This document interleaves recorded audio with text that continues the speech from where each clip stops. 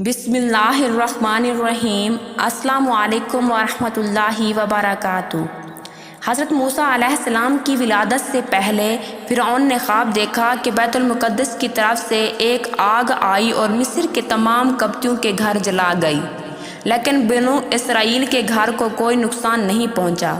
بیدار ہونے کے بعد وہ بڑا خوف زدہ تھا کہ اس کی تعبیر کیا ہو سکتی ہے۔ اس نے اپنے کاہنوں، عالموں اور جادوگروں کو جمع کیا اور اس کی تعبیر پوچھی۔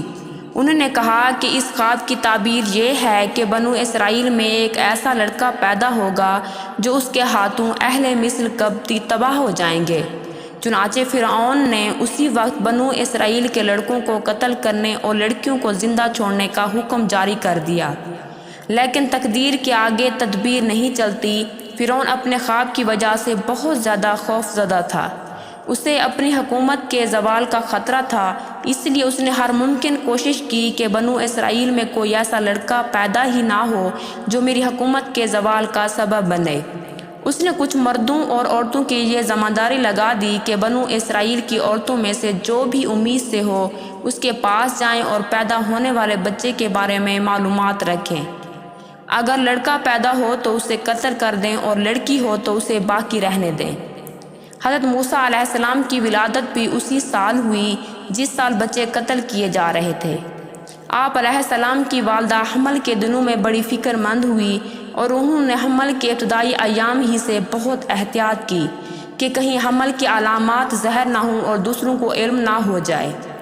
جب موسیٰ علیہ السلام کی ولادت ہوئی تو اللہ تعالیٰ نے موسیٰ علیہ السلام کی حفاظت کے لیے ان کی والدہ کے دل میں یہ بات ڈال دی کہ اپنے بچے کے لیے ایک صندوق بنا لو، اور جب تمہیں یہ خطرہ ہو کہ فرعون کے کارندے آ کر اس بچے کو قتل کر دیں گے تو اسے اس صندوق میں ڈال کر دریا نیل میں بہا دینا۔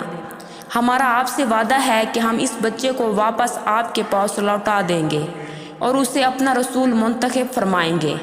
چنانچہ آپ علیہ السلام کی والدہ نے اسی طرح کیا۔ حضرت موسیٰ علیہ السلام کی والدہ نے اللہ عز و جل کے حکم کی تعمیل کرتے ہوئے اپنے بچے کو ایک مضبوط صندوق میں ڈال کر دریا میں بہا دیا۔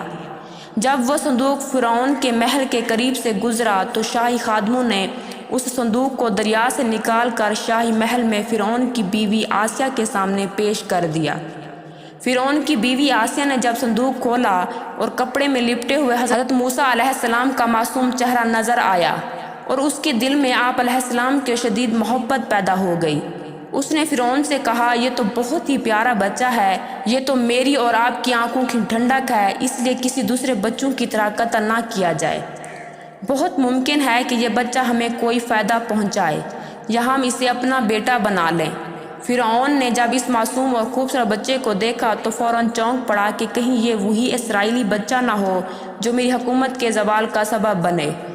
یہ سوچ کر اس نے بچے کو قتل کرنے کا ارادہ کیا، لیکن اس کی بیوی رکاوٹ بن گئی، کیونکہ اللہ تعالیٰ کا فیصلہ ہر چیز پر غالب رہتا ہے۔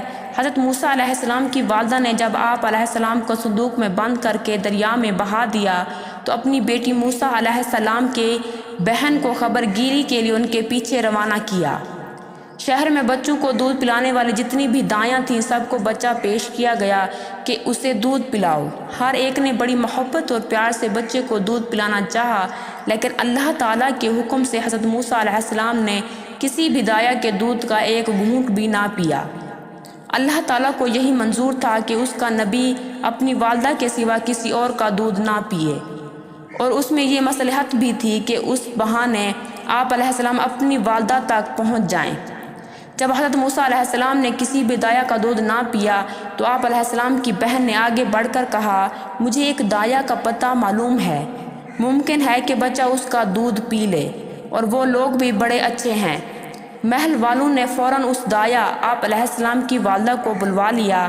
حضرت موسیٰ علیہ السلام نے ان کی گود میں جاتے ہی دودھ پینا شروع کر دیا، اور اس طرح اللہ تعالیٰ نے آپ علیہ السلام کو دریا نیل سے نکال کر آپ علیہ السلام کی والدہ تک پہنچا دیا۔ آپ علیہ السلام اپنی والدہ کی محبت کے زیر سایہ پرورش پانے لگے۔ اللہ تعالیٰ نے آپ علیہ السلام کی والدہ سے جو وعدہ کیا تھا وہ پورا کر دیا اور لوگوں کو اس کی خبر بھی نہ ہونے دی۔ اس طرح اللہ سبحانہ و تعالیٰ نے آپ علیہ السلام کی فرعون کے گھر میں پرورش کروائی۔